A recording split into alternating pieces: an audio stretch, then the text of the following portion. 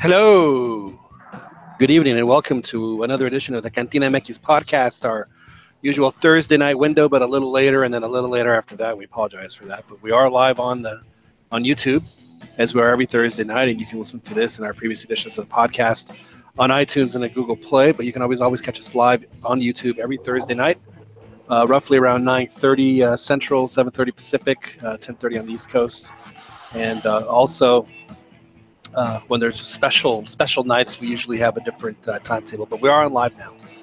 And we're on this late because we are on after the Liga MX first leg final between Tigres and Monterrey, which ended in a 1-1 draw.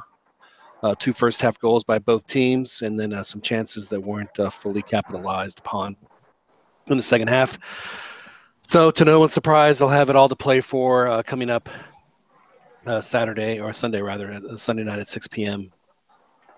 over in the Estadio BBVA Bancomer. We call it Tamalera in Monterrey to see who is más macho there in Regioland. My name is John Jagu. Glad you guys could join us. I really appreciate y'all taking the time to listen to us here live, and of course also on the podcast. I have a full cast of characters with us this evening.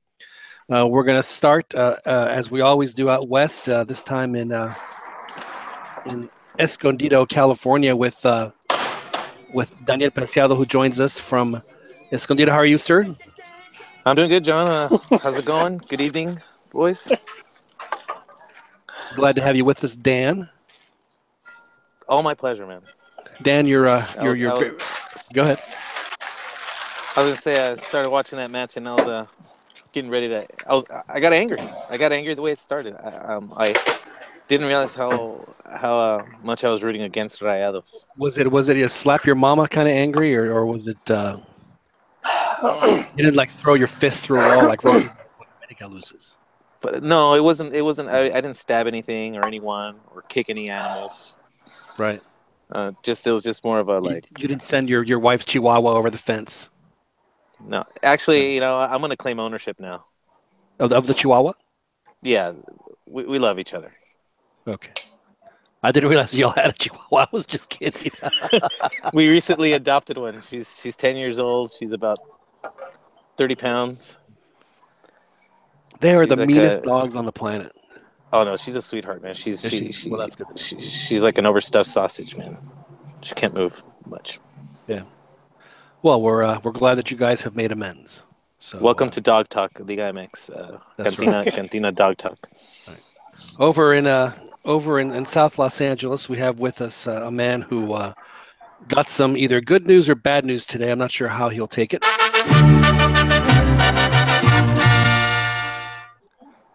Of course, talking about Joel It's a bit of both, Yon.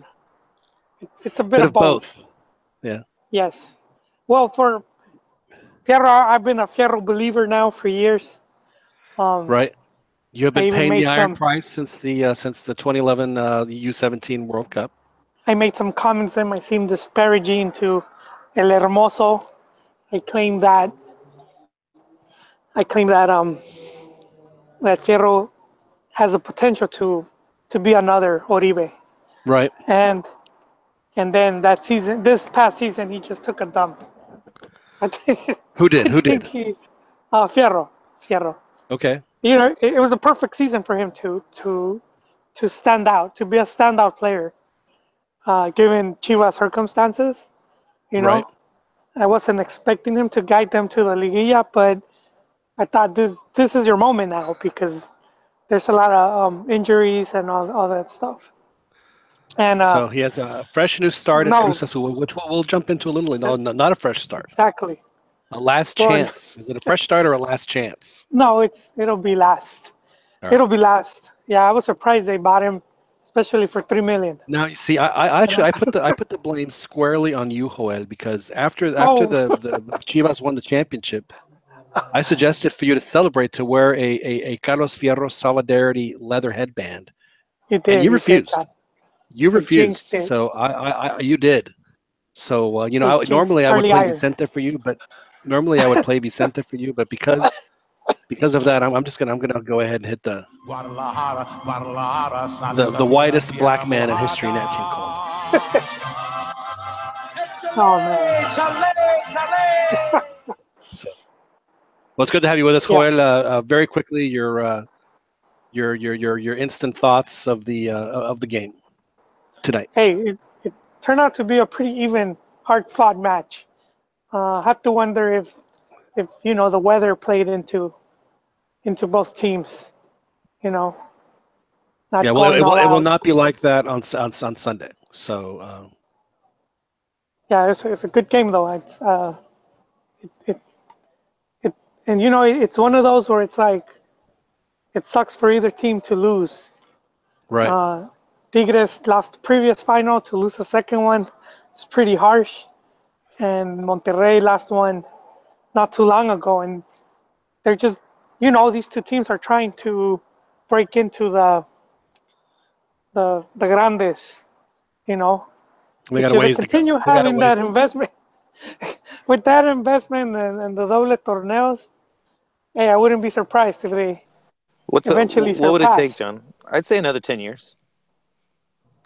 20. That'll give them a good 2 decades of relative dominance. Well, I mean, Tigres has been. I mean, if there's been a dominant team in this particular decade, you would have to say it would be Tigres, just because they've played in quite a few finals. And ever since Tuca got there, was after in 2009. So he's been there for 8 years. So, I mean, this really has been. But also, but you pointed out last week, Joel, that Tuca should probably have won a few more championships than he has. And you're right. I did. But you know what? Also going on with that. Tuca was not happy with you, though. Y usted no me va a decir qué carajo tengo que hacer. No, I also think it's very important for the Monterrey teams to maintain their, FEMSA and Cemex. If those two companies pull out, Evalio Wilson, they're not getting that type of money. But let's be honest. I mean, it's not as if this is a new trend that the Monterrey teams spending a boatload of money to bring players in. I mean, they've been doing this for. I mean, as long as I can remember. I mean, yeah, exactly. Yeah. So this is. I mean, for people to think that this is like, this is how it's going to be. No, that's how it's always been. They've just, for whatever reason, both teams are. Up until very recently, have been perennial underachievers. Because of the fact that they do bring in and they spend just gobs and gobs of money, and they have both teams have outstanding fan support, as good as it gets, really almost anywhere in the world. And up until this decade, they really hadn't had much to show. I mean, Tuca won the title in 2011 when they beat they beat Santos, and it was the first one they'd won in 30 years. I mean, it wasn't like this is something that was very good. But before we go on, we do have one last panelist that we have to introduce, and I don't want to make him feel bad for waiting. But of course, this man needs no introduction, but gets one anyway. But I thought that maybe we should probably introduce him with something more appropriate with how his things ended for his club in the Liguilla. Of course, we're talking about Ronnie De Luna, who joins us from Philadelphia. Ron, how are you? How are you doing, John? How are you doing, guys? Oh, good. We got your hump fixed. Good to have you. Now, Ron, Ron had some audio issues, so we're glad that we got those scared away. You're a historian of the league, as probably the preeminent historian. Although rumor has it, Ron, that there's a West Coast citadel being stalked. We'll have to talk about that a little bit later. But I know you weren't with us last week, Ron. But I mean, as far as I can remember, Tigres and Monterrey have both always been teams that have spent very well, and they really haven't had that much to show for it historically. Now, obviously, in recent times it's been different, but up and from the 70s, 80s, 90s, even even in the last decade, it really hadn't been very fruitful, all the money that they'd spent. I've been saying that for the longest time. Before the what's his name, Grupo. Cemex. Yes, Energia. Before they came into the picture, I mean, these guys were getting funded from the university. So I mean, these teams have always been backed somehow, some way, with money from the universities. So And Tech is a private university. Exactly. It's not public like. Yeah. So Like yeah, I no, mean, you've had these patronatos, these investor groups and stuff like that. So they've always, you know. If I'm not mistaken, I think it was Claudio Nunez that who played for Tigres as well. I mean, he used to say, I mean, that the teams in Monterrey were paying more than Cruz Azul. And right. I mean, so I mean, it's and obviously, I mean, they obviously Tigres had success in the late '70s, early '80s, and stuff like that. They won. That's where they won their first couple of championships. Was yeah, '79 and '82, and it was essentially with the same team. So I mean, there was a team that played together and were very dominant for a very long time. And I know that you guys. I mean, Tomas Boy to me is as good as it gets for Mexican midfielders, for all time, and he was the heart and soul of that team. But yeah, and in fact, it's funny because, Joel he always rags on America's Pro de 85. Oh no, Monterrey has one too, right? So does Cruz Azul. I know. so by I'm the way, saying Ron, I'm on the Nora Penal for the America. No, but what I'm saying is you're always ragging on America for winning the Pro de 85 tournament, but keep in mind, Monterrey won the 86. Mexico 86. Yeah, tournament too. So I mean, that was their first. Title too. Yeah, that is pretty weak sauce. Pretty weak sauce to claim that as your first. Because in addition to it being a shortened tournament, none of the seleccionados played. I mean, because they were on tour, they toured for a year. They were gone. But the league has been handing out torneos like it's candy, man. We need to go back to the full season. I think teams have had enough time to play catch up.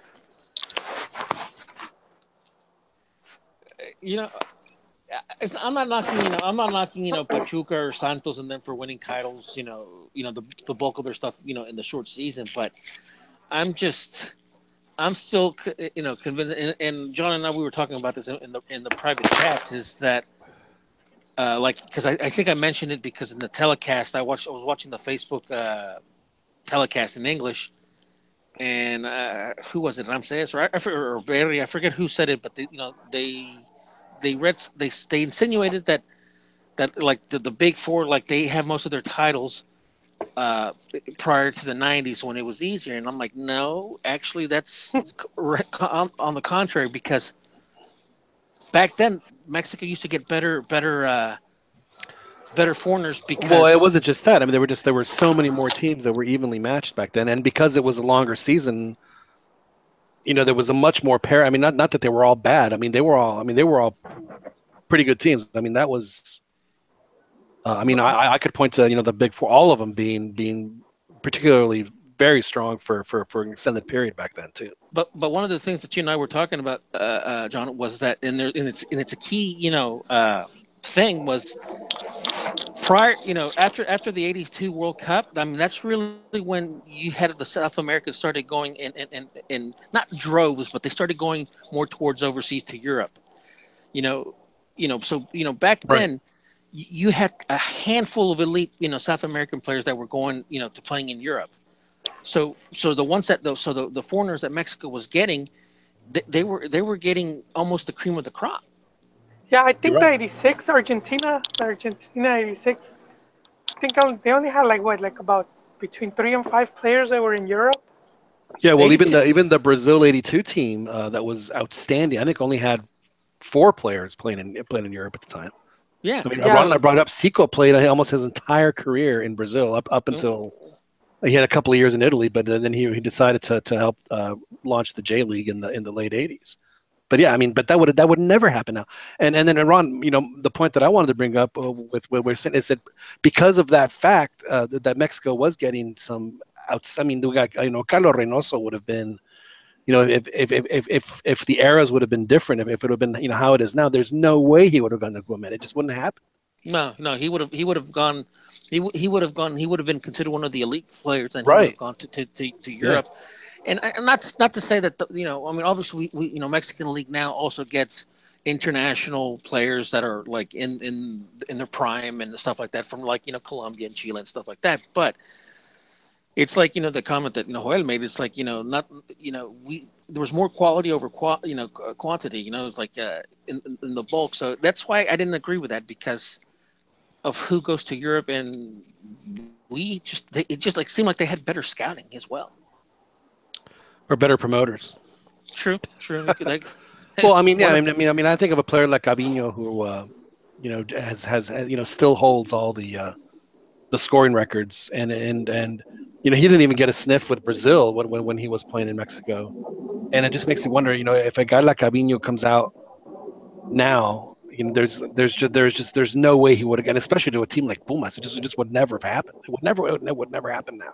So to your point, I mean, I agree with you 100%. I think it was much harder for the teams to do that, and I also think that there were so many more quality teams too. I mean, the competition was a lot stiffer back then. I think now there was less money. They have to be more careful when building a squad.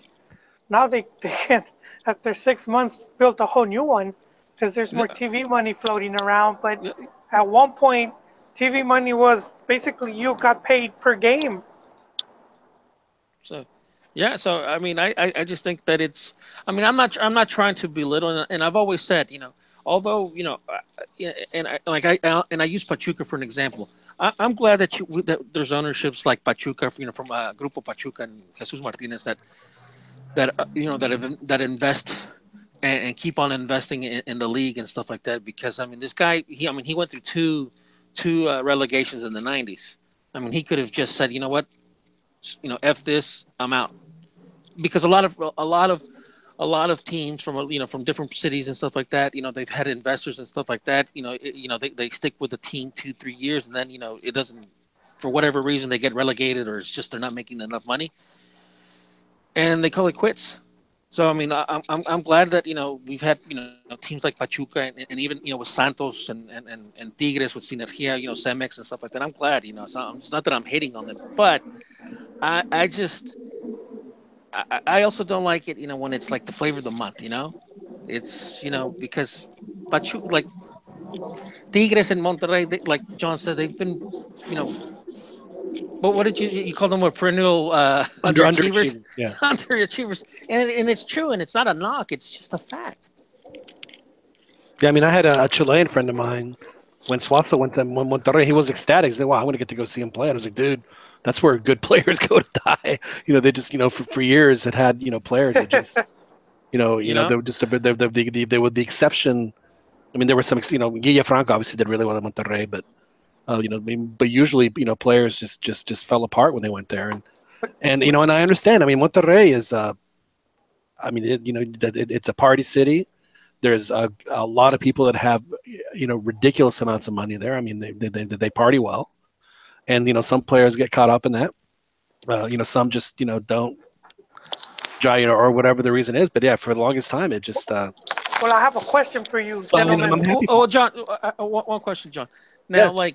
Yes. This goes to everybody, but like if Bam Bam Zamorano, if Cuauhtémoc Blanco, if these guys don't win a championship with their team, they're not considered idols or icons. Right.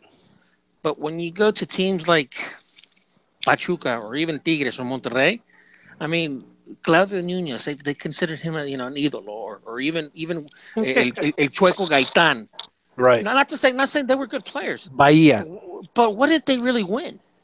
Yeah, Bahia from Monterrey. Right. It's like they didn't win anything. So I mean, probably a quadrangular somewhere. Probably so. The Dallas Cup or something. Yeah. But that's like my point. That's one of the points. That's one of the points that I was trying to make. Even on Twitter, is that it's like their press, their local press is more. They're more like cheerleaders and stuff like that. It's like they're fawning. So, but yeah. Anyways, let's.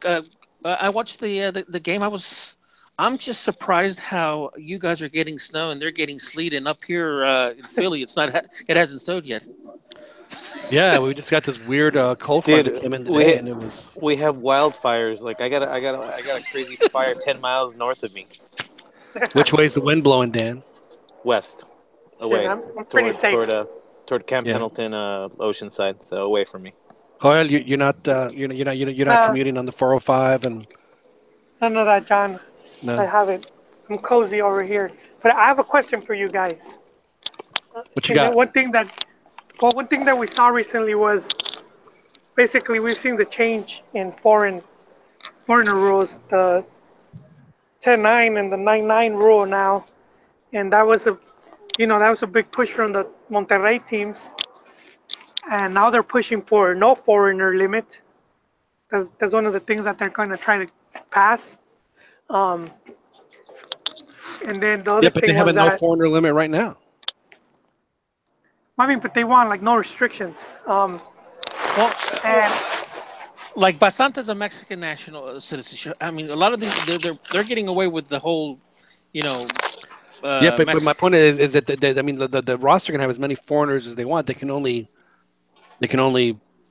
put 10 on the list. So I guess that's where the restriction. So you're saying, Joel, is that No, they don't want any restrictions at all. They could have 18 yeah, like Paraguayos if they wanted. or like 11. I mean, is that even possible right now? Can you start 11 foreigners? Arsenal, If you when wanted they last won their EPL title in 2004, fielded 0 Englishmen when they won the title. Man, well, the Monterrey teams are pushing for that, and so this is where my question is coming from because they're the two teams that I think between both of them have outspent the rest of the league. So do you guys see the rest of the teams trying to catch up, or will they try to start imposing some type of restriction to because that's the one thing that Liga MX has always tried to have is like a level playing field parity. They've always, I guess, wanted that. So where do you guys see this going? Because You got Puebla who can't even pay their players, though, right? yeah, but They're not going to be able to hire. Man, I've been doing this podcast for a couple of years. You mother effers haven't paid me at all. And I think it was Tom or John Arnold was tweeted about these two Monterrey teams having the coaches for the longest tenure. I feel bad for them because they put them at the kids' table today. and then I mentioned about the money because they're the ones with all the money. They are not the ones with all the money. Let's make that perfectly clear. They've been spending the most. Tigres and Monterrey have been spending. Yeah, but again, this is nothing new. I know, but they're the teams that always spend the most. Who else has spent? Chivas, and maybe America, just because they're known. But who else? Who else can't even? Can open the wallet when they want. Pachuca can open the wallet when they want. Pumas even can open the wallet when they want. Again, this. I know that they've spent a lot of money now, and that's a recent thing, and I get that. But I mean, again, this is, we're not reinventing the wheel with who these teams are. They haven't transformed anything. That they've done this as long as I've been watching them. This is nothing new. I don't think they've done it to this extent though. Like back then when they had Gaitán, Tigres didn't really have anyone else other than him. They were a good team. But they didn't have. But they've been spending. It was all hit or miss for them. They would just keep. Well, let's spend. They just threw money at the next guy. Let's see if this guy works. Oh, it didn't work. Let's throw money at the next guy. That's all they ever do. That's all they ever do. I mean, they did it with Edu Vargas. They didn't even bring Edu Vargas in. They bring him in, and to me personally, I think he ruined the team chemistry. Because I think the Tigres plays a lot better with Sosa than they do with him. Chiqui, do you remember Tigres back in like 99, 98? Dude, they had El Brody Campos, they had Matador Suarez. Like this was like right after the World Cup, dude. I mean these guys were making millions, dude. Back then. I mean they've been spending money, and it's like that's like I don't understand how people are like or like maybe they're forgetting or they don't know, but the information's out there. I mean, I think somebody at the time was probably spending more. Was America spending more? Who was winning? Was probably spending more. But again, Chiquis, there are plenty of teams in Liga MX that can match Tigres and Monterrey dollar for dollar. It's not. I mean, have they spent more than the other ones? Yes, they have. But that doesn't always. I mean, and history has proven this, not just in soccer, not just Liga MX, but in every sport, that money don't buy you championships. There are times when it does, but it's not 100% foolproof. I think Tigres is another example of money buying championships. They did well recently because of huge spending. Pulido. I mean, not big level international, but Pulido, Pizarro. Chivas. Don't make me laugh. But Yeah. So, but for right now, both teams, Tigres particularly, over the past 5 or 6 years, has if you're gonna label a team as a dominant team in the league, they have been a dominant team. I mean, this is the third Christmas, or is it the fourth? It's the fourth Christmas in a row that Tigres has played in a final. Because they played against America and lost, and then they played against Pumas and should have lost, but they won. And then they played against America again and won, and then this one. So this is the fourth year that it's Christmas with Tigres in the final. Man. Yeah. So let's not lose sight of that fact. I mean, and they've been doing it by bringing. I mean, Gignac didn't play. He didn't come but 3 years ago. So. And I think I read that Tigres is like 6 consecutive games in the finals where they have not won. They've either tied. They've like four draws and two losses. Yeah. Wow. That's where my Tuca criticism comes in. Exactly. It's like, I mean, Tuca was. They were 1 minute away from losing that final against America. That's the reality. That's the reality. No le voy a discutir con usted. I mean, America beat them in the final in 2000. What is it? 2013. 13. They also beat them in the final of the CONCACAF. Pumas came within a post of coming back to win 4-3 in their final. So it's not like they're like beating people. Beating the teams like without mercy, dude. It's. Yeah, that's been my expectation, Ron. I was talking to Jon about this the last podcast, saying how, I mean, they don't have to, but just given the quality of players they have, and some of the teams we've seen, like the Tolucas, that it's like, I feel Tigres should be doing that, just dismantling teams. Well, true. They seem to do it every now and then, but. We want to see more consistency there. One of the things that I think works in favor to like teams like Monterrey and Tigres is that they're not facing the same pressure and I know you like him, Dan. Quinteros and stuff like that, and he did really great. He was a wonderful player at Santos, but with America, I want him gone. I think he's been extremely inconsistent, but Quinteros has even said that it took him a while to get used to the pressure in the press, playing in America, and that goes, Chivas also has that type of pressure. Cruz Azul has it, and stuff like that. It's like, Cruz Azul, they made sure to give Cruz Azul the quinceañera. I mean, Cruz Azul got a quinceañera, when they went 15 years without winning a title and stuff like that. I mean, did Rayados ever get a quinceañera? Did Tigres ever get a quinceañera? It's like, no one cared. Hey man, this is snobbery, dude. It's not snobbery. This is like the Chivas. This is like the Chivas fans on Twitter saying, saying they're not even watching the final. They're not even watching. That was one guy, Chicky. No, I think a lot of fans agree. They don't care about the final. America looks down at, like, they're probably snoring instead of watching the final. Because but I think you have the two teams with the best players. I mean, that's just saltiness, You don't really like the league if you're choosing not to watch this finale, which is highly enjoyable. I'm watching it, You're watching it. You're watching it, looking down on it, though, Ron. Ron, are you hate watching it?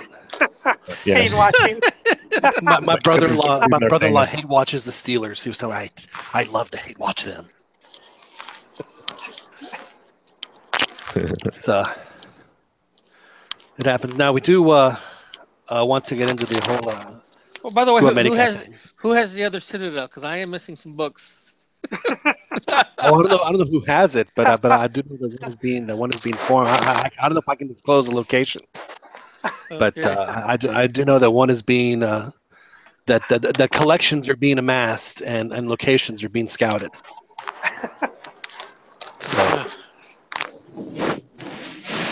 So yeah, it's going to be interesting to see how that works out. But back I to it was now. I did collecting ask. one, but it didn't compare to Ron's. It's more like the Citadel at the wall, you know.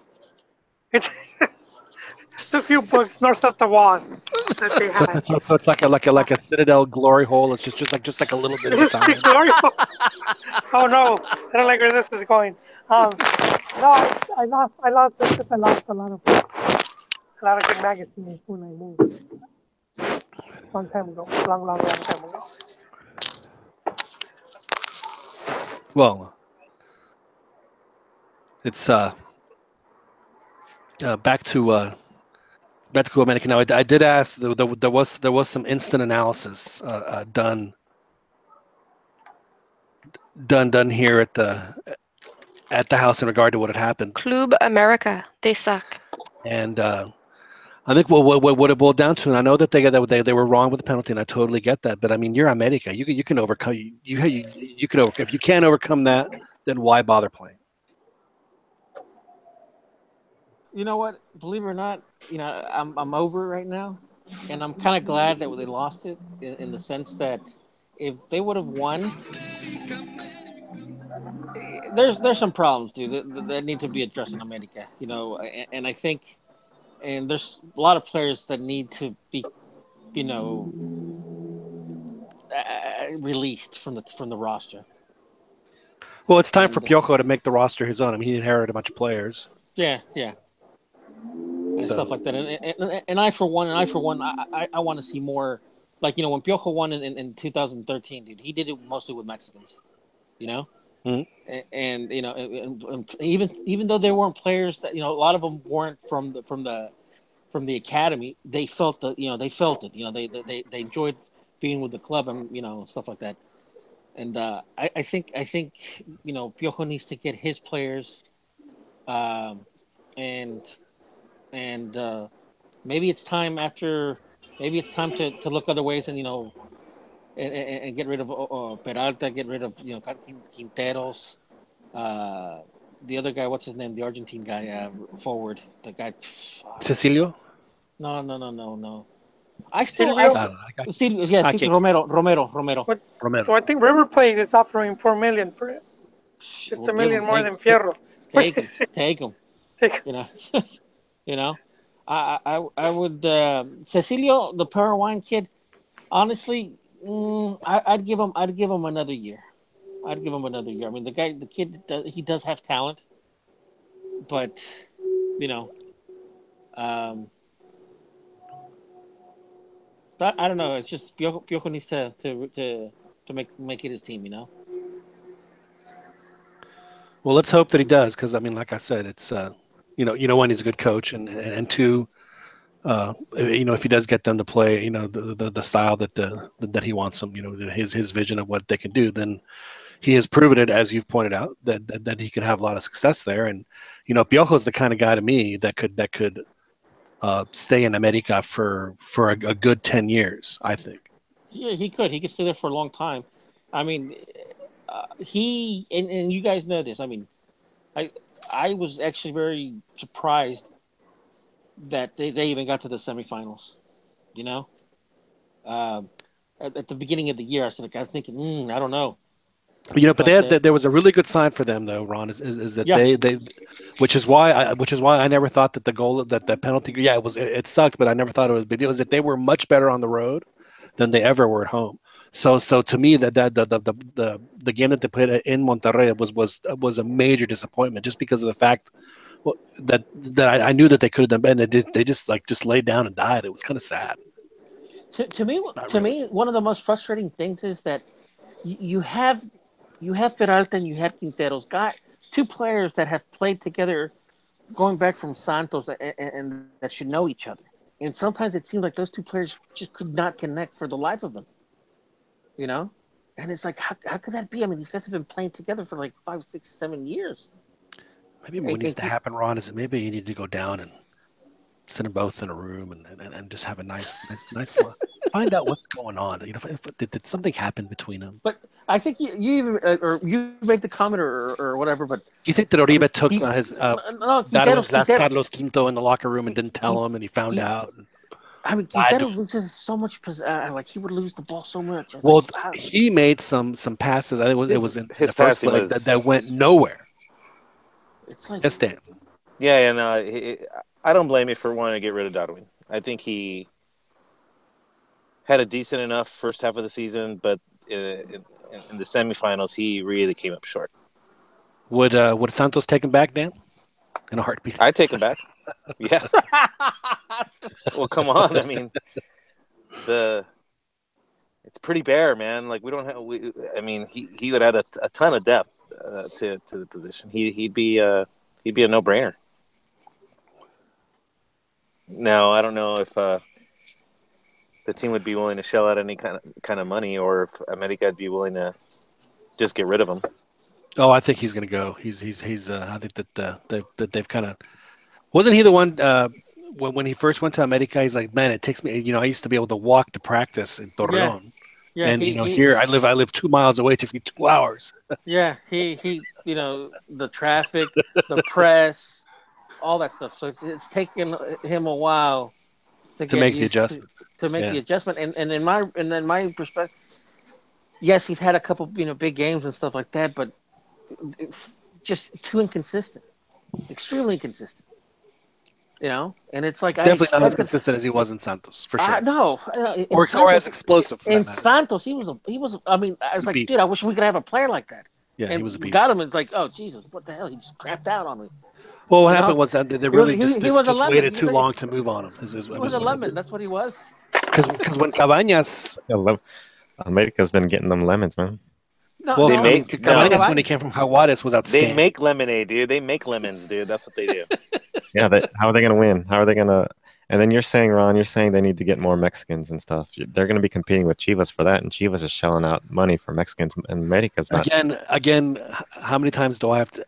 Money is no object for America. Well, they're not doing it though. They're spending on Darwin. They're spending on these guys that aren't doing anything that Ron wants to get rid of. Well, I think now that Piojo's in and Peláez is out, both of those two changes, I think we'll see what the long-term plan is to how to build a team. Because clearly under Peláez, they were under the philosophy of signing proven Liga MX players, as opposed to grabbing somebody from a relative unknown to the league. Yeah, but Chivas signed better. It bothers me. It bothers me that Hugo Gonzalez right now is playing a final, and he's not in America. There you go. Not that. And that was the move that and that pissed me off. Was getting Marchesín. And that pissed me off then, and it's like, hey, I felt, I have no, nothing against Marchesín. He's done pretty well with America.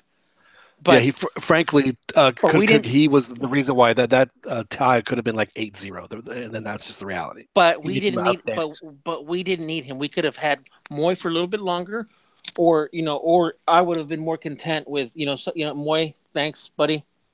But I think Hugo's the future. Go back to Morelia. Yeah, but that's not the important thing though, man. Goalkeepers.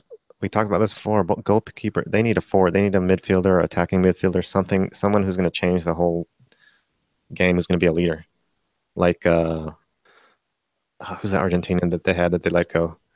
I agree with Johnny Rico with Benedetto. Yeah, like Benedetto, a guy like that, or even better. They need a big signing. Tigres but hey, Benedetto was hot, dude. But then he just crapped out. Well, the thing that made America go was Sambuesa, and without having they haven't been able to replace him. Yeah, exactly. Yeah, they get rid of these good players, problematic players, and then they don't bring anyone at that level.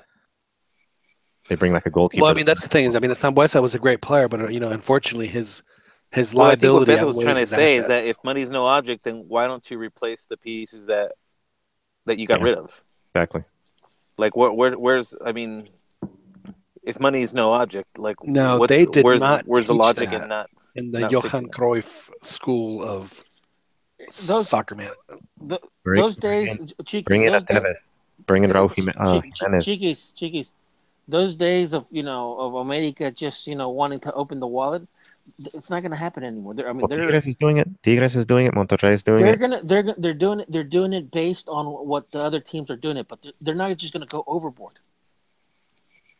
They're not going to go overboard, and it's been like that for a while. I mean, when America or when Televisa owned, for example, Necaxa and stuff like that, there was a time, especially in the '90s, when even Necaxa was not generating the income, Can you really be considered like the team of all teams though? If you're not going to bring in the stars.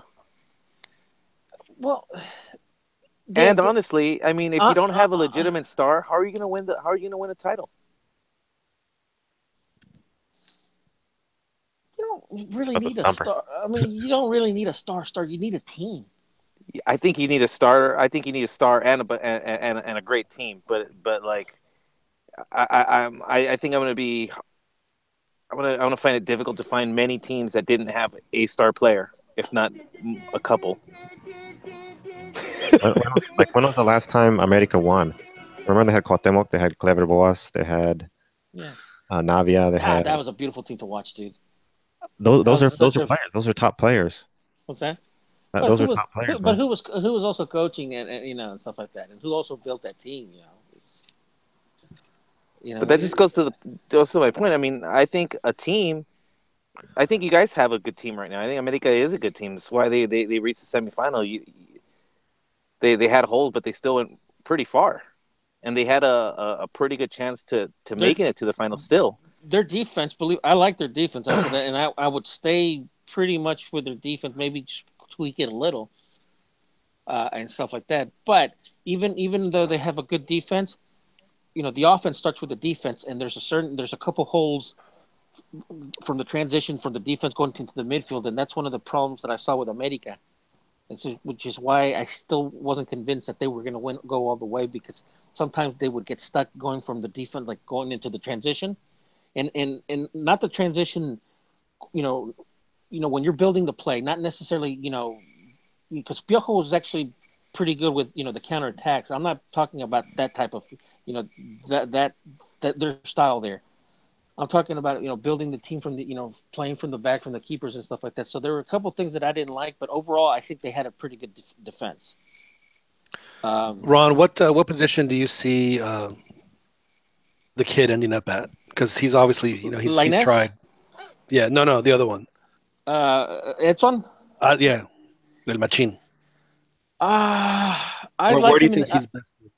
I would put him in Villa's position, in the equivalent of Villa, defensive mid, and stuff like that. As far as the other kid, Lainez, I've seen him play on the left and I've seen him play on the right. I like him more on the left. That's just my personal, me. If Edson plays DM in the upcoming tournament, the upcoming Clausura, then he'll easily make the World Cup team, and probably should start. And I think if he has a good season, and I think you guys aren't concerned at all at the bit of a meltdown that he had. He's young. Yeah, he's young. He's good too. No, I think he's fantastic. I mean, if it would have been to be able to shine in such an awful, awful, awful tournament, I think speaks volumes of the player. Yeah, which is why he's been. I mean, he's just a solid. I mean, I like the fact that he dribbles so well, and he has a nose for the goal, which is a great thing to have for a defensive mid, because he can come out of nowhere, and but he defends really well. Obviously, defends really well too, and that's something that impresses. I didn't mean to interrupt you, Dan, but yeah, he was absolutely the lone bright spot in that awful Gold Cup. So I got high hopes for him. Yeah. So Santos gets Darwin, America gets somebody. Now, Ron, does America have a history of of welcoming a malcontent into the fold, and having a guy kind of having like a real resurgence like Sambuesa has. Is that something that has happened with America in the past, or is that kind of just a fluky thing that I think it that has was, happened a few times? you know, keep in mind, Cuauhtemoc was a very volatile player in the sense that the press was on him. Antonio Carlos Santos was also one of those players that you had to take the good and the bad. Same Right. thing with Cuauhtemoc Blanco. With Sambuesa,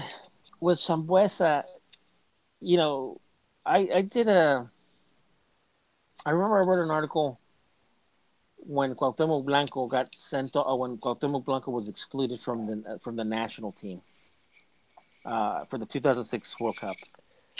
And if my memory serves me, from '92 when he debuted as a professional player in the first division to 2006, he had only seen, if I recall, three red cards. So for his he wasn't an explosive like Sambuesa. Sambuesa would get sent off for stupid things. Right. Cuauhtemoc Blanco, yeah, he would talk with the refs and stuff like that. But as far as like direct red cards, if I recall, it was 3 or 4. I'm almost positive it was 3. So it's like you take the good with the bad. You take the good with the bad with Antonio Carlos Santos with Cuauhtemoc Blanco. So I mean, America's no stranger to those type of players, that have the good and the bad. That they're kind of explosive, but Sambuesa, I don't think he was that type of player with like Cuauhtemoc or Antonio Santos where they were, carácter fuerte. You know what I mean? Right. Cuauhtemoc would do it. Cuauhtemoc would do it in the right time, like when they already lost or when it wasn't an important game or something like that. Cuauhtemoc was an entertainer. Yeah, and He it's elbowed that Honduran guy. He started the wheelbarrow riot when they were already out. The wheelbarrow. I love that. I love that. But anyhow, he was. I'm not saying that you have to be smart. Like what Cheeky's is saying. It's like when to do these type of things. And yes, he was an entertainer. I don't think America needs that type of player right now. Okay, so I guess so they're not like the Raiders, where the Raiders had a team of malcontents and they all kind of figured it out and got along and did well. So No. America's not like that. Okay, I was just I was just curious. The two players that stick out, in my mind, that were like that. In my memory is Antonio Carlos Santos and Cuauhtemoc Blanco. Those are the two guys that were just volatile, and and the officials would always be on them and stuff like that. And obviously Sambuesa, the way he would do it was like he would do it very really stupid, very juvenile. And honestly, I wouldn't want that type of player right now because if anything, America needs to clean up their act in terms of discipline. Right. Well, they've gotten a lot better. I mean, yeah, they did. They have. They kind of had a little meltdown at the end of the game, but that's, In fact, if memory serves me, I think La Volpe cleaned it up. Yes, he did. La Volpe cleaned it up. And in fact, when what's his name, Goltz got sent off in the finals and stuff like that, the league came out, like a week later. Oh yeah, we apologize. Goltz was unjustly sent off because he got sent off because he was trying to break up a little scuffle. Right. That would have never happened with VAR. Just so you know, because part of the VAR is they can make those corrections. The VAR can overrule incorrect reds like that. During the game. Yeah. Oh, okay. So yeah, so the VAR could have saved America in two liguillas with the because of this last one with their I can't even call it a soft penalty. It was just bad. It was just bad. It was not the one with the Tigres right now. No, that's the one where it hits the guy and what it was the referee was in a bad position and he saw the ball hit, and he said it didn't go out. He's like, the only way it didn't go out is because he hit the guy's hand, and his hand is up. So he did that. But the video replay would have fixed that, and they would have looked at it and said, no way, it was inadvertent. It's it's not a penalty. And but the ref didn't have a good angle. So to me, that says don't call it. But these guys, are they a spirit of the law guy or a letter of the law? That was a letter of the law call, and it sucks. Are they going to implement VAR after the World Cup? Yeah, but I think Liga MX is going to start in next year's Apertura. They're going to have it. Good. Yeah. I mean, to me, and I say it's about in football too. If you're gonna have video replay, man, you cannot make it last longer than like 30 seconds. If you can't figure it out in 30 seconds, then you got to go with whatever the referee called. But I mean, you should be able to know instantly with all the cameras that they have, especially like at a World Cup when they have 30 cameras. They should know instantly if which way. So now if there's like a huge fight and there's a big man, well, that's going to take time anyway. So sort that out properly. But for a play like the handball that happened in the game last week, I mean, Avard would look at that and go, no, there's no way that's a handball. That's just we'll call it a corner kick or whatever it was, and it is. There's no way that's a penalty. And yeah, so. But I totally understand why the referee called it the way he did, because he had a terrible angle. So shame on the ref for calling what he thinks he saw instead of what he actually saw. Yeah. Yeah, man, I've just been getting screwed over like that for the past couple of seasons. Ay, pobrecito with the screwing and again. We got the. Isn't there another flute? I got the Christmas flute. You have Christmas flute? Because I have Christmas flute too.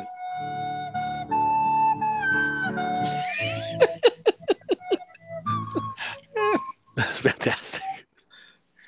That's fantastic. Does that guy make money off of this? I hope so, because he has a Patreon page. Oh, I think he makes $300 a month. Making sad flute. What we need to do is we need to find out who he is and have him on the show. I think he's in New Zealand. So the time difference shouldn't be too rough.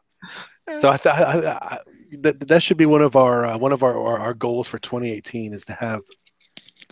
Maybe and we're gonna have to come up with some cash to pay him too. I mean, maybe we can ask him to do the Liga MX anthem in Saturday.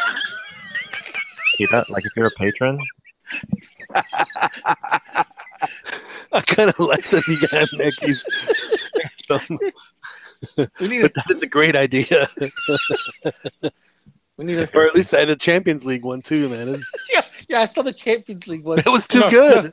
Yeah, and then what is it with West Ham and stuff like that? Mm-hmm. No, that was good. That was class. That was really good. Yeah, but the guy played it too well. If he would have played it, off key like this guy does, it'd been perfect. Hit the wrong notes. If you're a patron, you can pledge for like a short message, a short video message, or a personalized music video. He'll create really. It. But so we need to commission this then. Yes, we need to commission the Liga MX anthem in sad flute. Oh, that is too much. Oh my Because god! I found one where he did silent. I wonder if I can dig it up. Where he did Silent Night, and it's just so funny. I'm gonna tweet him. I found his Twitter. Yeah, make sure. Yes. Copy him on the Cantina thing. Yeah. So we want to hire you. He's in London. Man, that's funny. Oh, he's in London? That's what his I thought he was in New Zealand. See, you can't. Well, see, are you sure you want to do this, Chickies? Because what if he wants to charge us royalty? Oh yeah, that's true. Well, let's just ask him. Just ask him. So we should. I'll just say we're fans of his. We're huge fans, and we're inquiring about Well, wait, what kind of tune would we want to have? Like that? Well, the Liga MX anthem, of course. Yeah. How does that go? Oh, surely you've heard it. Yeah, Liga MX as an anthem. Uh-huh. It's almost like the Champions League. It's actually not bad. It's one that they always play at the beginning of every broadcast. Yeah, Univision and them, they play it all the time. Like when they're playing the Copa MX and all that type of stuff. I thought that was a Univision exclusive. No, I know that they got it from the No, Liga that MX. is the himno de Liga MX. That is the All right. league's. I know exactly what you're talking about. Yeah, that is the league's anthem.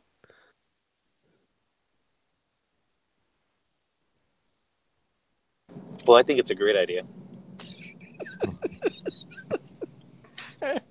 I mean, we're in desperate need of a true jingle, and that'd be dope. Oh, here it is. I have it labeled "Sad Flute Christmas." God bless me for that. See, good organization always helps.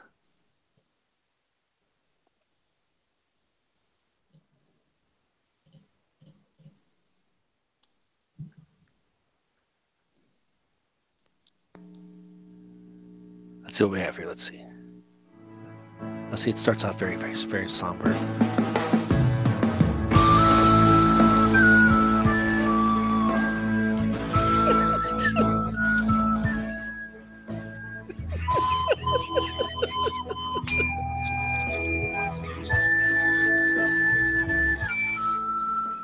That's really good. I mean, you have to be very talented to play something that poorly. So congratulations to what's the gentleman's name? Chickies? Matt Mulholland. Matt Mulholland. Because his video for the Titanic song is outstanding. I don't know if you guys have ever seen the actual video. It's really good. It's good stuff. Let's see.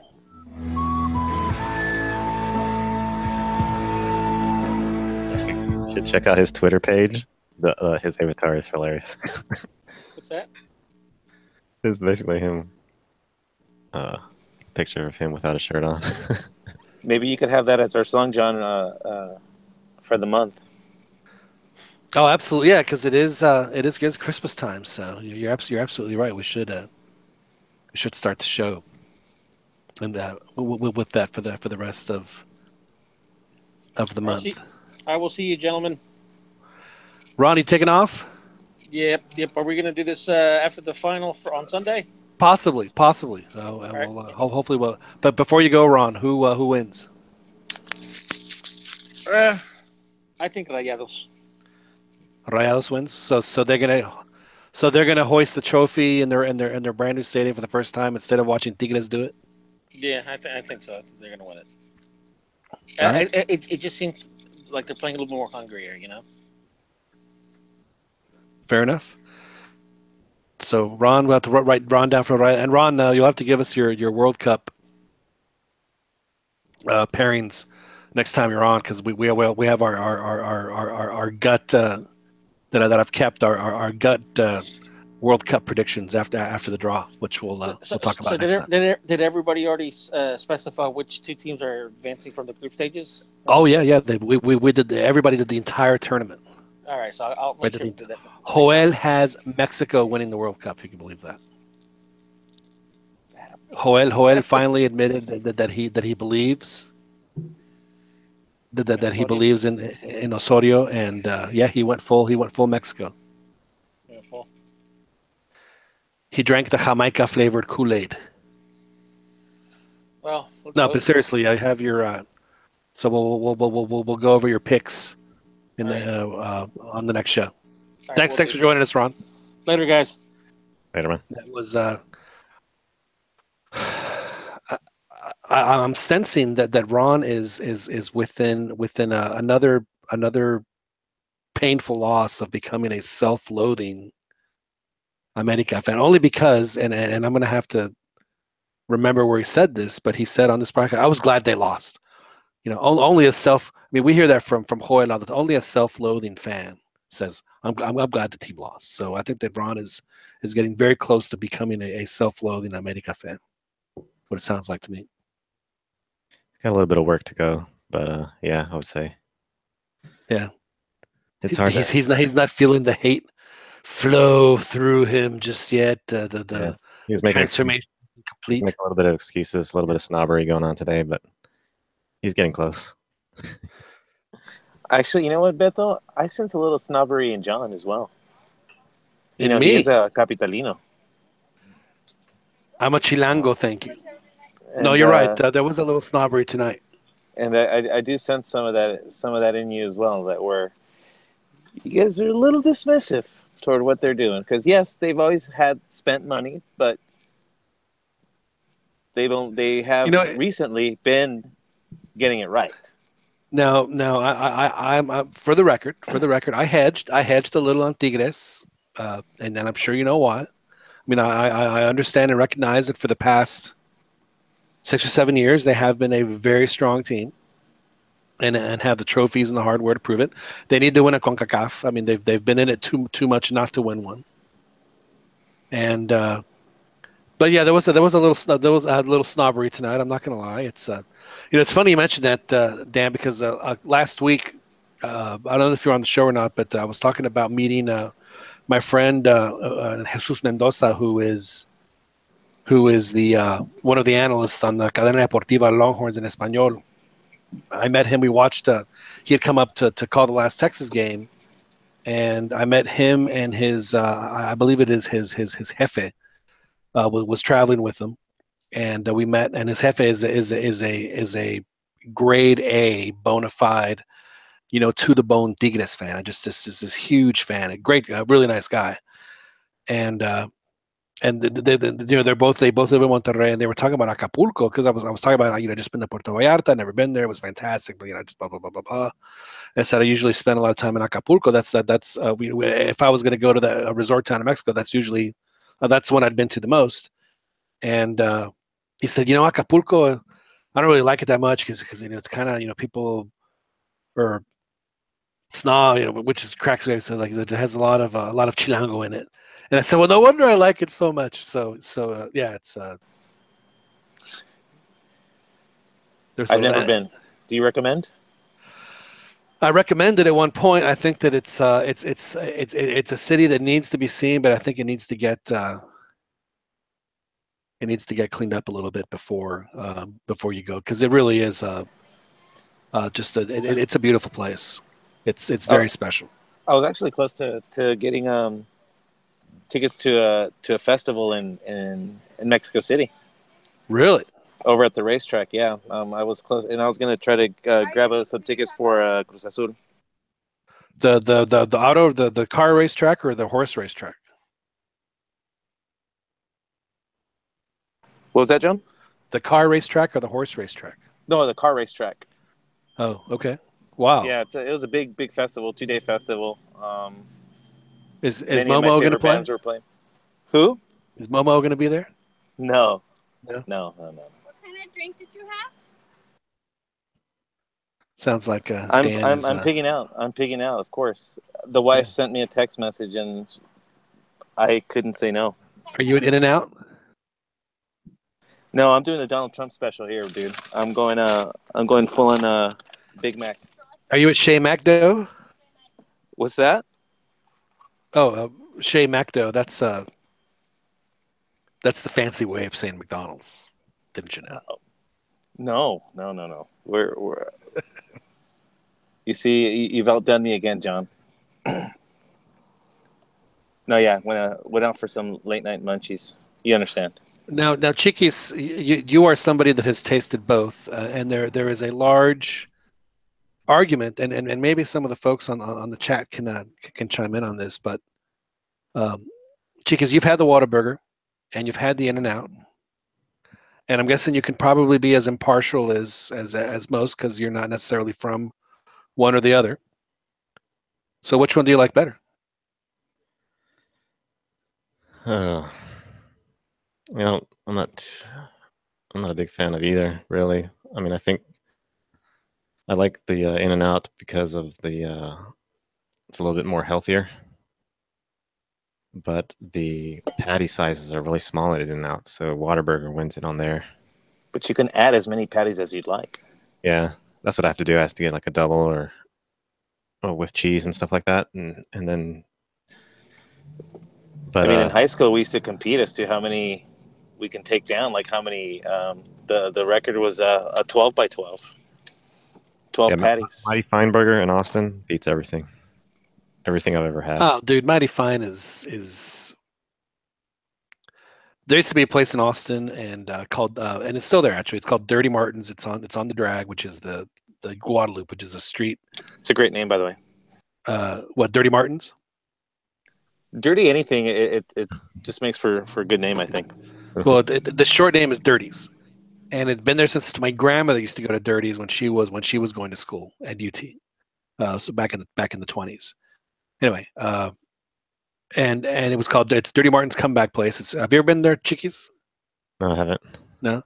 I'll look it up. It's on the corner of Guadalupe. The Drag is the main street that goes right in front of the campus and has a bunch of shops and stuff. It's called the Drag. It's the main street in a college, and for years had the best burgers because the guy would just, they would have the meat, order a burger, he just grab it, make the patty, throw it on the grill. They were outstanding. They were delicious.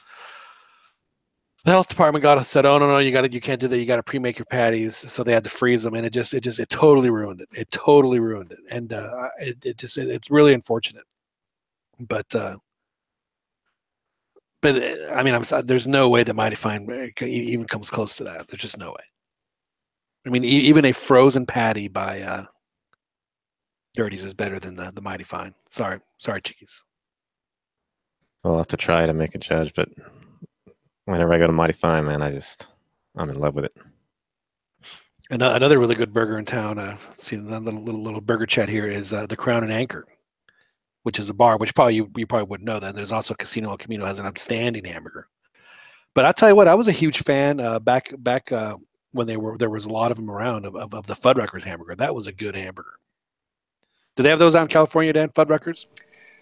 We do. There's a few here and there but I agree, they're good. You kind of build your own burger, Yeah, and but they used to be, at least when I was a kid, they had like the butcher and they grind their own meat, and they had the bakery where they do their own buns. They had a little ice cream stand. It's not like that anymore. It's still pretty decent, but it's again a place that was like a place that as a kid, we used to go to the mall, like at this one particular mall that was a little kind of slightly farther away from where we lived, and I always gazed at it in wonder, like just wondering and wishing that I would be able to visit there one day, because my dad would refuse. He's like, "I'm not spending that kind of money on a hamburger." So, but when I finally went, man, I felt privileged. I felt privileged that I finally was able to eat there, and I was pleased. I kind of like Red Robin now that we're talking burgers. Well, see, I like Fuddrucker on a slightly fancier scale.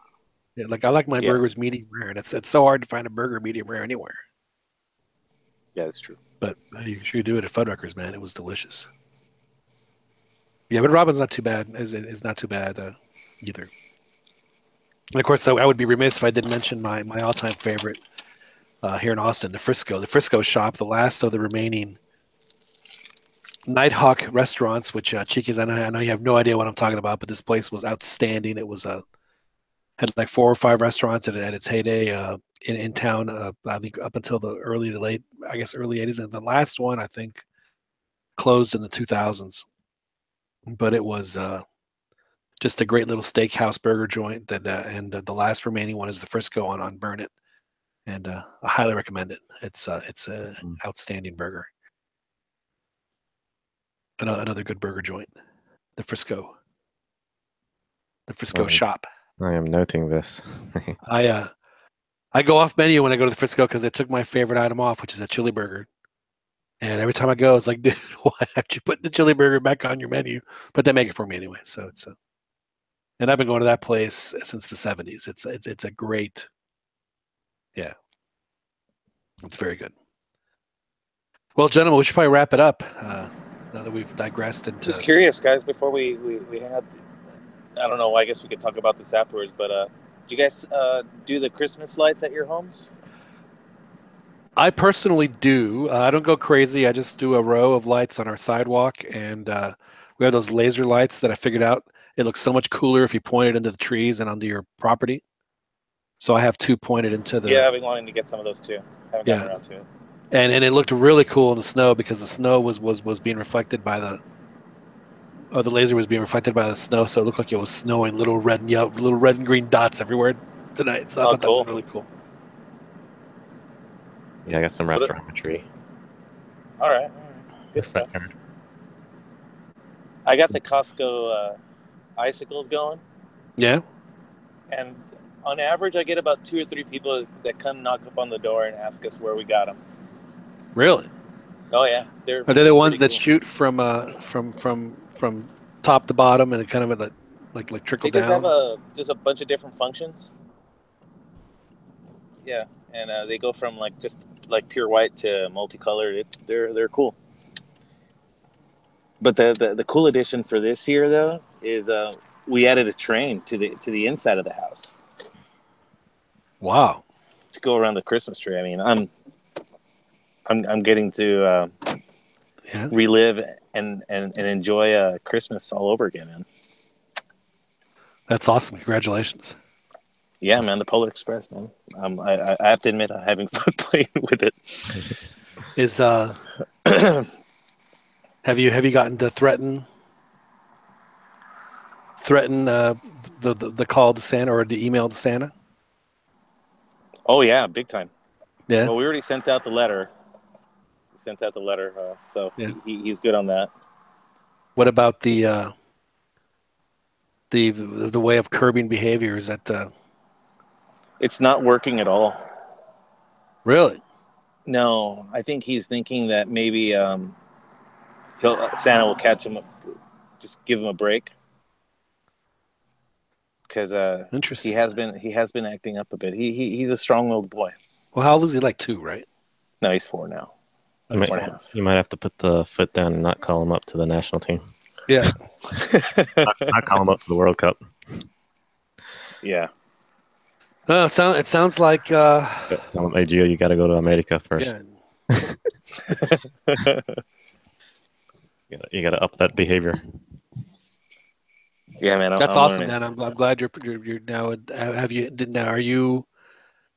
Are you at the point where you're buying extra accessories for your train, or like the little towns that it can see? Oh, man, it's like you're reading my mind, dude. We have the coolest Christmas store here in town called Canterbury Gardens, and they have some train set up there with they got a huge village. I'll send you photos. I took a bunch of pictures. They're that's pretty quite crazy. All right. You're like, man, but they're expensive. Actually, those little villages, I came to find out, they're like $100 a pop. So I'll be taking my time with that one, or maybe trying to find a bootleg version of them that's a little bit more affordable, because that's an awful lot of money. One of the nice things about it being cold right now is at least it doesn't happen. Well, one it doesn't happen here very often. So that's nice thing number one is that we get cold snaps and then it warms up to normal winter for us, which is 60s, 70s, and then down into the 40s at night. I guess kind of the same for you, Dan. So I like making fires because I get to do it for 6 times. It's like going to a football game. You do like 6 times a year. So every time I was going to ask you, so you got it cracking today, huh? It was nice, and one of the stores here has they've switched vendors, I guess, on the wood, so that's really nice, very dry wood that just catches very nicely. And so every time I go to the store now, I make sure to get a little catchel of wood, because it costs just as much as the stupid logs. Those like the Duraflame logs, and those are no fun. All you have to do is just light that with a lighter. Unfortunately, that's what I've succumbed to, because my fire making abilities are so poor. I bought this one post of wood that's hollow on the inside, and it's got a little lighter in the middle. Right.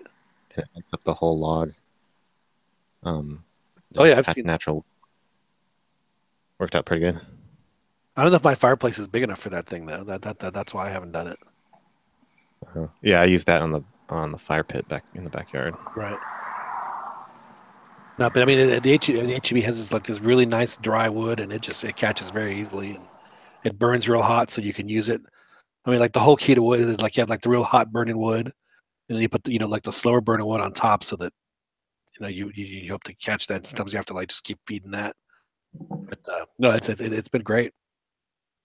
It's been most enjoyable having fires again, which I get to do again. Maybe in January, because I don't think it's going to be getting that much colder as often here. All right, gentlemen. Before we wrap it up, this is just scintillating soccer talker, as our esteemed analyst would say. Ay, vatos. Let's get back to soccer. Exactly. So there you have it. A little end of the show, NSR. Yeah. Who wins the final? Dan. I'm going to stick with my original pick. I'm going to say Tigres. I liked what I saw today. Yeah, I agree with you. Tigres is a team that it seems like it could happen at any minute, and then they got really close tonight. The guy that really impressed me, and he didn't necessarily have like the greatest game, but Javier Aquino is a really good player, and I think he's a great Liga MX player. What impresses me is that he has such great. He possesses the ball very well. There are times when he may not, when he has like on the one-on-one stuff, and he makes it when it doesn't necessarily work. But other than that, I think that he's just he's all right. So I thought they made a bit much of the penalty kick, didn't you? I think it was a penalty, but well, no, I mean, as far as the way he took it, the way Valencia took it, I'm like, you know what? It went in. Who cares? Oh, they're calling him irresponsible. Yeah, I'm like, come on, man. I'm like, he got it. He got the goal. Yeah, that's all that matters. And that was a great ballsy attempt. Like, I don't care how you take it, man. Just as long as it goes in, then you did it right. It was risky, but yeah. Well, I mean, that's what I think. I think Monterrey is just a better team overall, so I think they're gonna win it. Especially, I believe Hugo Ayala got red carded, so that is definitely gonna the 2 red cards. That was certainly the one that's gonna hurt them. But you know what? They got that guy Mesa, and if that means that Tuca plays a little more defensively, then that's what he'll do. I mean, it's not like. I was worried at the beginning of the second half where Monterrey was attacking, and Tigres just their outlet passes between the defense and the midfield were horrible. They couldn't connect for a little while there, and eventually they did, but Monterrey was looking dangerous. So at home, I think something's going to go in. Even though Tigres had a post, they hit the post. Gignac hit the post at one time, and they got really close to scoring. But I think Monterrey is gonna take it in the end. Yeah. So you said Rayados. Dan says Tigres. Didn't hear from Joel before he unceremoniously dropped off. And who did Ron say? Did he say Tigres too? I think he said no. He said Rayados. Did he? All right. Yeah. Well, we'll see what happened. Hopefully, we'll see if we can get a show going after the game. Should be a lot of fun. This was a lot of fun. I really enjoyed the show. So it was a very entertaining show, as they always are here on the Cantina MX podcast. And hopefully, we'll be able to talk to one of our favorite folks here. The gentleman. Was it Matt Mulholland? Is that right? Correct. Who has given us so much love over the years with our wonderful Sad Flute. This is because it is Christmas time. I have to play the Sad Flute Christmas. So hopefully we'll be able to get in contact with him, and someone is going to have to hear the Sad Flute after Sunday night, and we'll talk about that with you guys on our next show. And we'll let you know if we're going to do one on Sunday night or not. So please be on the lookout for that. Chiquis, thanks very much for joining us. All right, thank you. Have a good evening. Dan, as always, a pleasure. Enjoy your train. Thank you. And my name is John Jagu. We want to thank Joel Aceves for joining us, as well as Ron De Luna, Joel in California, Ron in Philadelphia. And we want to thank you for joining us. And you can listen to us live on YouTube every Thursday night, and of course on iTunes and Google Play. My name is John Jagu. We'll talk to you guys next week.